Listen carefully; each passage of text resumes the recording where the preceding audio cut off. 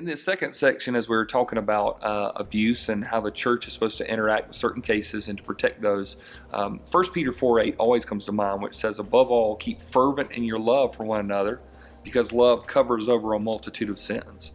And so a lot of times I think that there can be a host of sins that haven't even been done yet. And yet if somebody recognizes something, a warning sign, a dangerous sign, and puts a stop to it, like that's the most loving thing you can do, to say, I'm going to speak out, I'm going to say something about what I know, and it can actually cover over more sin from taking place.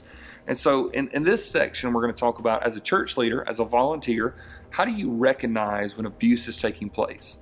There are those situations that you see that make you sort of wonder and ask and the question. And so really today, looking at our wonderful panel of experts here, but to help talk through how do you recognize it, and so when you see it happen, how do you feel confident about when it's time to make a call?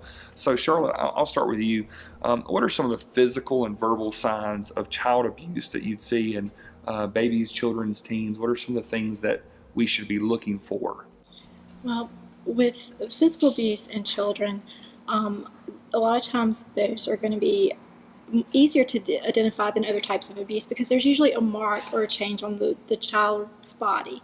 You could have unexplained injuries or injuries that don't match up with the story that's given. There was a situation where there was a child that broke their leg, and the story that was given was the child fell down the steps. The child fell down the steps. Well, when someone actually went out to investigate, the only steps that they had was a one step up to the front porch. So it didn't match with the injury that the child had. If you have bruises or marks to different planes of a child's body, usually the torso doesn't get, if you're going to have injuries from falling, they're going to be on your arms, or they may be on your face to some extent, or your legs, because those are the things that hit the ground first, or you put defensively up to catch yourself. But you don't have so much on the front plane or the back plane of the body. So if you have that, if you have bruises to a baby that's not mobile, any type of injury to a non-mobile child definitely is a big red flag that there's abuse going on. You can have adult-sized bite marks, burn marks, scalding marks. You may have children who dress inappropriately all through the year. Now that can be a little hard to tell, because I know my son's liked wearing sweatshirts even when it was 102 degrees outside. But for a child that always is dressing inappropriate for the season, it's really hot and they refuse to take a jacket off, or they refuse to undress for their PE class, or things like that. So those types of things that they're hiding their bodies away, or you see injury that just don't match up to the stories being told, or that are in places that you would not expect an injury to be. Great. Anything you want to add to that? Well, I think that covers physical abuse really well. I think the more difficult ones to ascertain, particularly sexual abuse cases. If there is any physical indicator of that, it's in an area that's probably covered up. So, and many times there aren't long-lasting physical characteristics of the sexual abuse. However, I think the one thing we've seen a lot is, and it could go either way, sometimes kids that are sexually abused end up being overachievers, which is kind of weird. You would think that the signs would be they're falling apart, they're not paying attention in school, they're getting in trouble. Sometimes it's the child that ends up trying to prove everybody wrong because this is what's going on, and they're covering up insecurity. So it's not only the kids that are falling behind in school and having issues, but I would say, a lot of emotional turmoil. If you're seeing that in particularly a younger child that should be just kind of happy-go-lucky, there may be something going on that you want to just take a closer look at. A 6-7-year-old child shouldn't be withdrawn and morose and just kind of scared of everything. Most of the time they're going to be interacting with kids and playing. So as a Sunday school teacher or someone who's dealing with kids a lot, the ones that are withdrawn, maybe it doesn't necessarily mean some kids are just shy. Sure. But that may be something to look at. The ones that aren't really interacting and playing and having a good time and seem to be sad all the time. And I think one thing also for, like you said, a Sunday school teacher and nursery worker, a lot can be seen sometimes when dad or mom comes to the door to pick up their child, what the child's reaction is. And, and so sometimes there's there's joy and there's, and they're running towards, and then sometimes there has been a situation like a little bit of cower, or you see a sense of something's not right here. Like you should be excited, parents are here, right? But sometimes you look for those type of warning signs that go, something's not right there. And it may not be as simple as, well, they're mad at me because I, broke something at the house. That there's some type of disconnect there. Robin, let's start with you as well. But what would be some of the physical, verbal signs that you would see in sexual violence? Okay, for babies, of course, they're, nonverbal, but if there's excessive crying, itching, redness in their genital area, then some bleeding, those are definitely signs that you want to be aware of and watch out for, for babies, because they can't talk, they are nonverbal. For children, and it's sort of almost the same for teens as well, sort of with some of the things that Charlotte said, with not wanting to dress out, for PE, not wanting to change their clothes in front of, someone else, becoming withdrawn, not wanting to go home. They may tell the teacher, well, I don't want to go home, go home today. Okay, saying, okay, well, why don't you want to go, home today? And the child doesn't say anything. But then, of course, that's a red flag. That's a sign. For teenagers, how they dress, becoming promiscuous.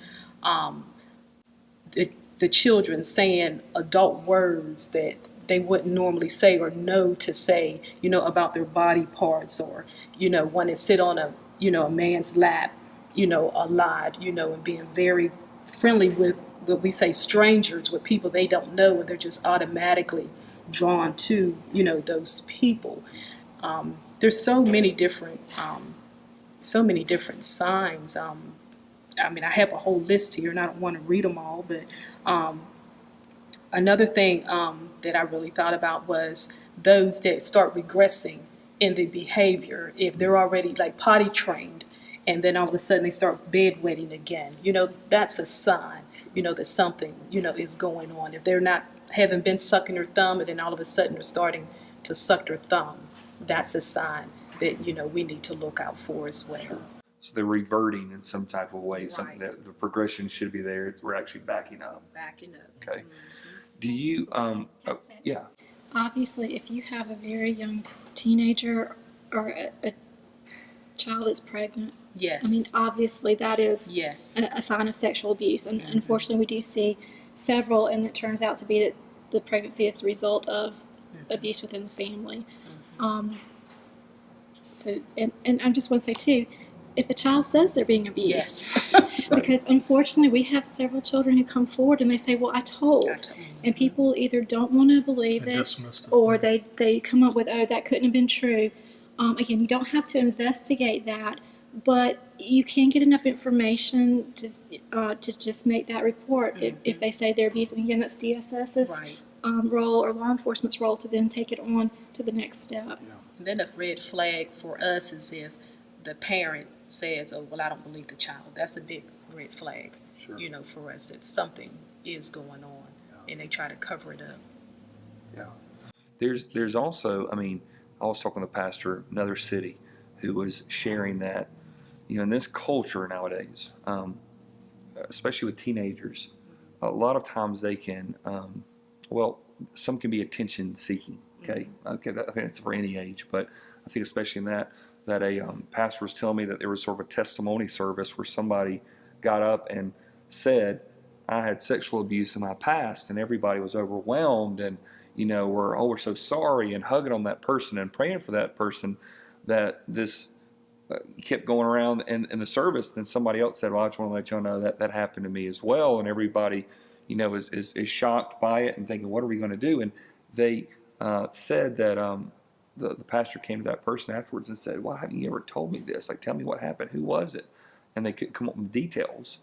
And it kept pushing a little bit, and basically said, I saw all the attention that person was getting, and I just sort of said it. Okay? So pastors will hear things like that. Well, they're attention seeking and it's just a kid. You can't trust what they're saying. But I think you guys, if a pastor were to say, I'm not sure if this child is seeking attention or they're telling the truth, is that a pastor's job to make that call? I'd say yes. I would say to make the call to report it. Yes. Yes. It's not the Yes. judgment call. Yes. We don't have to say, well, I think it happened or not. It's just we have the information. You guys figure out whether or not it's true or not. Calls should be made, and then obviously the pastor can share that too. He can share with whoever he reports it to law enforcement, DSS. Say, listen, I'm reporting this because I know I'm supposed to, but I have some trepidation because of X, Y, and Z. Make that part of the report. And that can tip off the professionals to say, okay, maybe we take a harder look at this, or know how to approach it differently. That's good. And also, we've had custody battles, and I actually have one now where, one is making an allegation against the other, but it just seems like it's because of custody, but they're just trying to boost the children up to say so. But that's for us to look into, not for you, for you all to make that decision whatsoever. Yeah, and that takes the pressure off, I think, a pastor to say, well, I don't have to make this decision. And there again, it goes back to the cover that you're going to have with the mandatory reporter statute. Right. Tell the person, say, listen, I know you may not like this, but I have to tell. And then if that child ends up going to them and say, no, I just made it up, it didn't happen, I was wanting to get the attention of everybody in the group setting, well, then that's where it ends. And nothing else comes of it. But it's best, there again, we've said it several times today, better to be safe than sorry. And sort of the running theme, and that's a good thing to have. Something that was mentioned earlier, I want to go back to though for a second. In a teenager or a child, I think if they can be, if abuse is happening, sexual abuse is happening, would you say that the child is more prone to steer away from physical affection, even like just a common hug, just like somebody else just coming along and just being friendly, a handshake? Or sometimes could they be more, I hate to say the word addicted to physical affection, but is there a black and white answer to that, or it can be different? I don't think It's there is different at all. on the person, because you have some people who, because of the abuse, they avoid all physical contact whatsoever. It's also not uncommon for them to have overeating issues or undereating issues. Yes. Sometimes put a barrier between themselves and other people. But then you have other, especially teenagers, that's the only time they felt affection and got approval from people. So the way they interact is through sexual contact. Right. So they may become promiscuous, or they may more promiscuous. be very touchy-feely with everybody they know. So the symptom could be either one. It could. It can, and like I said earlier, some kids end up, withdrawing and making bad grades and becoming, completely withdrawn. Other kids become the straight A student that is trying to prove everybody that I'm a, great kid And because of, the insecurities. So I think it just depends on the child. I don't think there's any hard and fast rule to that. And sometimes people want to say, well, if this abuse happened, then they would be acting this way. But if you think about people who experience trauma, whether it's their house burning down or suddenly losing a loved one, you have a wide range of reactions. There's some people that totally withdraw. There's some people who suddenly they want to be out with people because they don't want to be by themselves.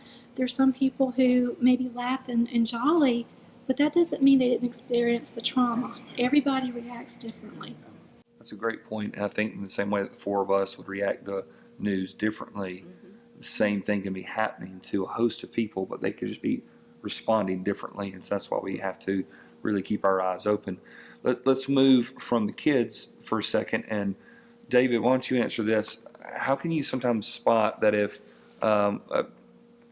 abuse, sexual violence is happening with adults? What are some warning signs we'd be looking for? Well, I think depending on whether you're talking about the adult perpetrator or maybe an adult victim, even. Yeah, I think both. I mean, are there warning signs for either one? Well, I think there can be, but I think similarly to children, you don't want to pigeonhole people. Sure. You may have the guy that looks like a poster child for child molester, Right. just by the way they look, and maybe you're looking past the fact that most of the guys that are prolific pedophiles look like your next door neighbor. So you don't want to pigeonhole the physical appearance too much. But as far as how adults would act that are physically abusive. And this is one sign I've seen with men that can be very controlling. If you see the way a man acts, and this can be not only true of child abuse, but domestic violence cases, where we have obviously a huge problem in the state with domestic violence, and for too long I think we've ignored it, and we're finally starting to see a little bit more awareness. But if you have a boyfriend, husband who is extraordinarily controlling towards their spouse or girlfriend, and maybe there's children around, and you also see that very not strong leadership. We want our men to be strong leaders, Travis, and we know that. But I'm talking about a male who gets very angry when things don't go exactly like he's wanting them to go. Right. And maybe at church he doesn't completely lash out, but you see little sparks of that. That's something to look out for. Okay. And maybe if you befriend the wife or the children, to start asking, just listening out, not necessarily prying. Mm-hmm. But figuring out whether they're saying stuff that would lead you to believe that there's abuse going on behind the scenes. I think particularly with physical abuse. It's a little bit harder with sexual abuse, Travis. And I think another thing I wanted to bring out is just the plague of sexual addictions and pornography. I think we're seeing that just proliferate, within the church and outside the church right now in our culture. And so that's not necessarily, I'm not necessarily saying there's a 1-to-1 ratio with there's many men struggle with sexual stuff, and we know that. But to see a man who's very controlling and then also having some of those same struggles, sometimes maybe a recipe for there's something not quite right going on behind the scenes. So that would be. But there again, I want to make it real clear that so many times the ones that are the most abusive and the best at covering up the abuse show up at church and are going to be your model church member. So not to just stop with that, to see what's going on behind that and their interactions with their wives and their kids. And I think like what Charlotte had mentioned earlier, that if somebody, whether it's an adult or a child, says, "I'm scared to go home," when he gets really mad, when she's been drinking, whatever, there's a tendency to, oh, I'm sure it's not that bad, but I think one of the things that I'm learning with people is if there's smoke, there's probably fire somewhere. And so if there are, like you said, it can't necessarily be, these aren't the 3 warning signs that every case follows, but if there's a warning sign, if there's smoke somewhere, you keep going, there's going to be fire. And so I think that it is that responsibility to be able to say, I'm worried about the situation, let me say something, even though if I don't know all the answers. And we're not investigative reporters. We're not, the people to come in and figure it out as much as we're seeing what could be potentially warning signs and alert. What would you say to pastor, church leader, church volunteer in the area of how to be alert and just attentive to possible crisis situations? What should we keep our eyes open for? I was going to say, to add on to that before you ask that, but that goes along with this as well, is that even the best person that is the perpetrator, at some point in time, even if they're coming to church every Sunday, at some point in time, something's going to happen. They're going to slip. They're not going to be able to keep going on, and then you don't see something. At some point in time, they're going to slip.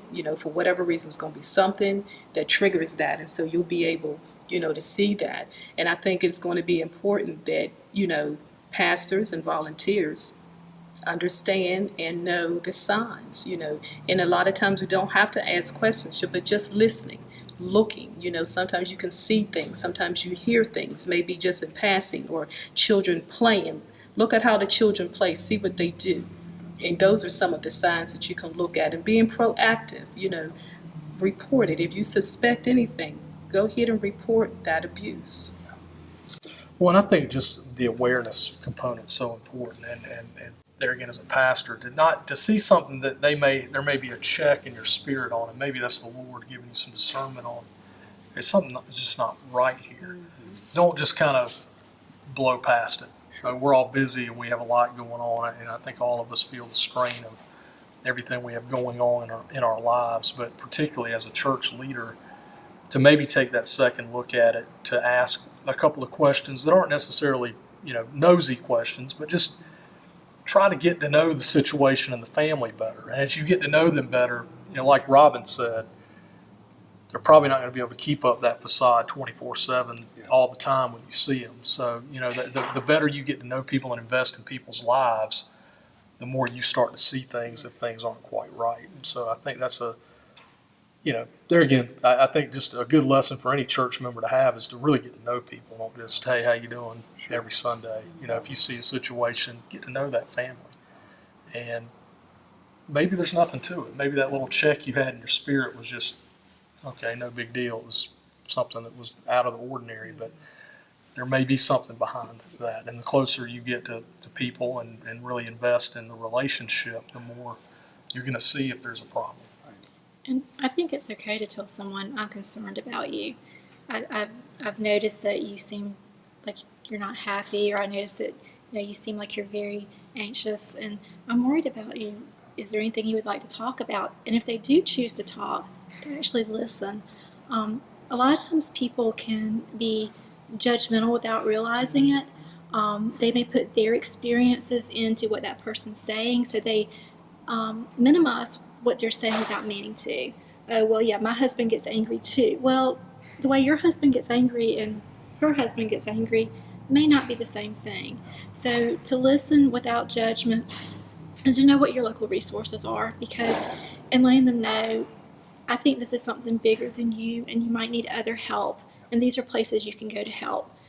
Unfortunately, sometimes with adults, all you can do is give them information, and they choose whether they want to make a report to law enforcement or then take that next step. That's right. But if you continue to say, I'm concerned about you and I care about you and I think you're so important that you deserve to be safe, maybe that message will come through. That's a great point. I think at any level, the thing you want that person to hear is, I am for you. I am even for the perpetrator at the end of the day, because to let someone who's continually abusing someone, I know that, and as a pastor, that's just getting them down even further a path. I want them off. And so, for someone, like you said, in a non-judgmental attitude, to say, I am for you, I'm for your spouse, I'm for your kids, I'm for your parents. But sometimes, I was told this years ago, that sometimes you have to love people more than you love their happiness. And I think a lot of people are worried about keeping everybody happy, keeping everything, don't upset the waters. But sometimes the most loving thing to do is to say, I'm even willing to risk our friendship here. You may not speak to me after what, but to know, like, I'm going to be here for you, but sometimes how to make that call. And then I think that's when it comes into one of those times that we are to report and how we go about that. Right. And most perpetrators are victims as well, and they didn't have that person or that outlet to where they could go to get the help that they needed. So the only thing they're doing is continuing, to repeat, the cycle. And so, and I just believe, and this is just me. I know I'm DSS, but I just truly believe that people want to be helped. I truly believe that. I believe that most people truly want to be helped. They just don't know how to, or where to go to. So, this will actually help, as well. Because things that hurt in the short term.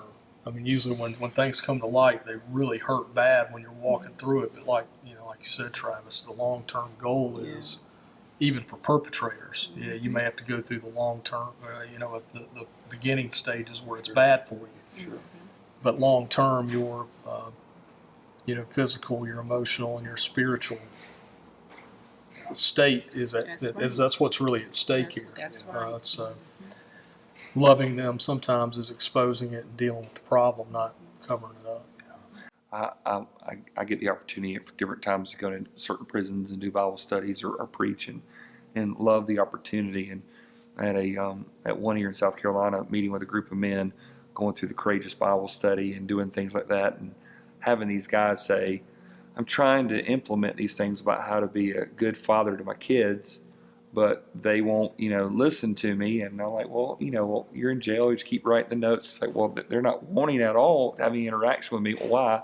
Well, because I abused their mom, or I abused them. And you see on the other end, there's brokenness And in some ways, it's in the eyes of God, it's not too late. But in the eyes of that family, man, you've burned a bridge there. And so I think all of this is like, if you see the warning signs, like, it's better to stop it now. Cover over the multitude of sins now, versus what if they just continue to go on this path, what all could happen. The ripple effect could be just so significant. That's in right. those relationships. That's right. That's right.